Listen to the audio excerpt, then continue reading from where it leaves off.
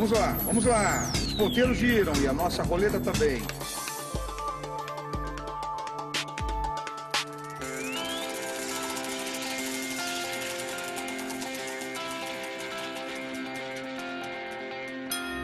Interações moleculares e solubilidade. Substâncias moleculares e iônicas. Estamos aqui com os nossos participantes prontos para mais uma disputa contra o tempo. A Rita está curiosa e isto é bom para o trabalho. E faz dupla com o Pedro, que está sagaz. Já a Maria acordou avoada e faz dupla com o Douglas, que hoje está insistente. Será que vai dar certo? Interações moleculares e solubilidade. Substâncias moleculares e iônicas. Preparados? O desafio começa agora. Quando falamos de solubilidade, aspectos fundamentais que devemos levar em consideração são o nível de interação entre as moléculas envolvidas na solução e sua polaridade. É isso que faz a diferença na mistura de substâncias. Semelhante dissolve semelhante? Semelhante a quê? Ué, o tema é solubilidade. Devem ser substâncias semelhantes. Não, claro. Bom, eu acho que o melhor que a gente tem a fazer, já que o desafio é uma pergunta, é não perder tempo. A gente vai correndo atrás de alguém que entenda do assunto. Então fechou, Rita. Vambora. Olha, isso é que é gente decidida. Vamos dar uma olhada no Douglas e na Maria? A carga elétrica faz diferença numa solução? Carga elétrica? Será que a gente vai ter que procurar um eletricista? Ah, não, Maria. A gente tá falando sobre solução. Ah, carga elétrica numa solução? Ah, tem a ver com íons, não tem? Boa, Maria. Então a gente vai pesquisar sobre a solubilidade das substâncias iônicas. Tá, e aonde que a gente vai descobrir isso? Calma, vamos pensar. Onde é que são feitas as soluções? Um laboratório, ué.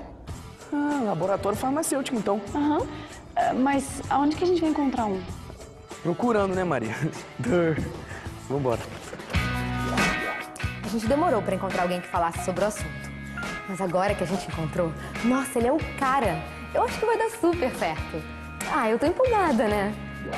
Tudo bem, professor? E aí, Pedro? É verdade que semelhante dissolve semelhante? Olha, é verdade, mas a gente tem que tomar cuidado com essa frase. Primeiro vamos falar do que é semelhante. A gente classifica as substâncias em polares e apolares, né? Então, quando a gente fala de semelhante dissolve semelhante, é porque polar dissolve polar e o apolar dissolve apolar.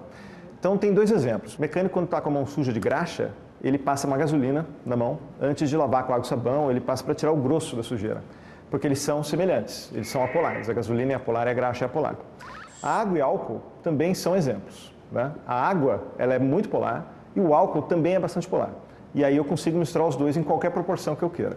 Quando a gente fala de ligação química covalente, a gente fala de energia. Nas interações intermoleculares também tem energia. Quando você mistura os dois, aí você vai ter um outro somatório de interações intermoleculares. Se você mistura os dois e aí eu diminuo um tipo de interação intermolecular muito energética, para onde vai essa energia que eu tinha antes? E agora eu não tenho mais, já que na mistura eu diminui o número de interações. Vai para fora.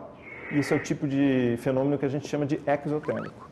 Se acontecesse o contrário, aumentasse o número de interações, aí ia ter a sensação de que resfriou. Aí seria um evento endotérmico. Olha, Maria, tem um monte de laboratório farmacêutico aqui. Essa vai ser muito fácil. Tá, mas como é que a gente vai escolher? Ah, Maria, pode ser pelo nome, que a gente achar mais bonito, ou que for mais engraçado. É mesmo, tem uns nomes maneiros aqui. Eu já sei. Vamos escolher o mais perto.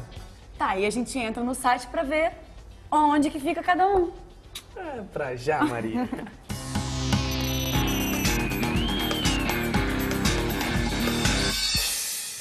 Você quer conhecer um doce exemplo de substância molecular ou prefere um exemplo salgado de substância iônica? Não, tudo bem, eu apresento os dois diretamente do Nordeste brasileiro. A cidade de Mossoró, no Rio Grande do Norte, é responsável pela produção de quase metade de todo o sal marinho brasileiro. O cloreto de sódio, NaCl, que compõe o sal, é um composto iônico. Já a sacarose, principal componente do nosso conhecido açúcar, é um composto molecular formado por ligações covalentes. Ela é obtida da cana-de-açúcar, muito cultivada em todo o Nordeste.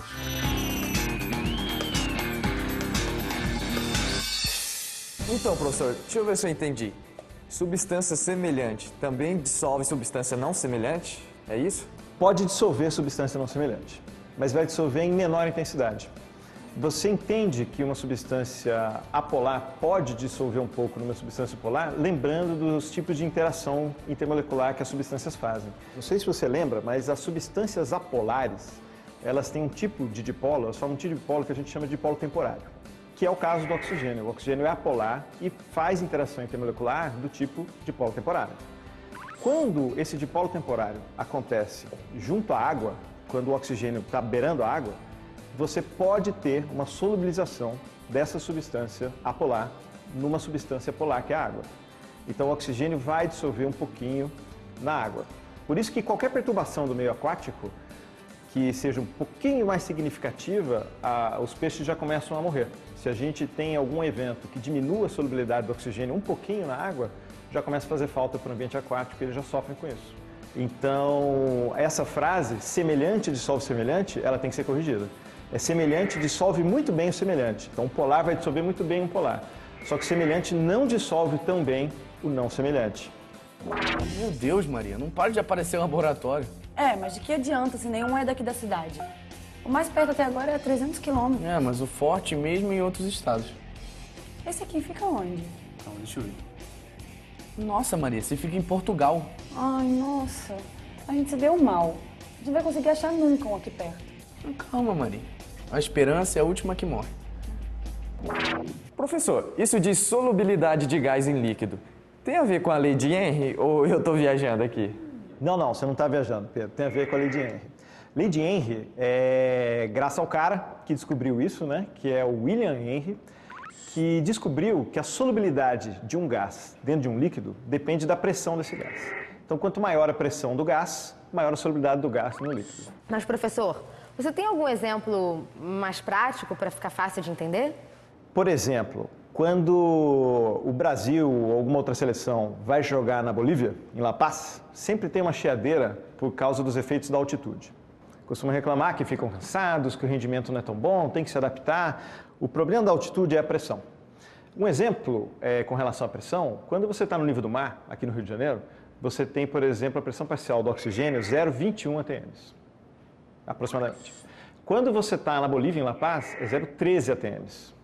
Então você tem uma diminuição da pressão parcial bastante grande do oxigênio. Como a pressão é menor, a solubilidade do oxigênio no nosso sangue vai ser menor. E aí você sente os efeitos da altitude. Você vai ficar com menos energia, etc e tal, porque vai ter menos oxihemoglobina. Vocês sabem o que é oxihemoglobina? Oxihemoglobina é a substância que faz a gente respirar. Na verdade, a gente tem a hemoglobina, tem o oxigênio do ar, o oxigênio reage com a hemoglobina no nosso pulmão e aí forma a oxihemoglobina. A oxihemoglobina é quem leva o oxigênio para as células. Então, essa reação da hemoglobina com o oxigênio formando oxihemoglobina é afetada pela solubilidade do oxigênio, que é a lei de Henry. Como vai formar menos oxihemoglobina? Porque tem menos oxigênio, aí a gente vai respirar com mais dificuldade.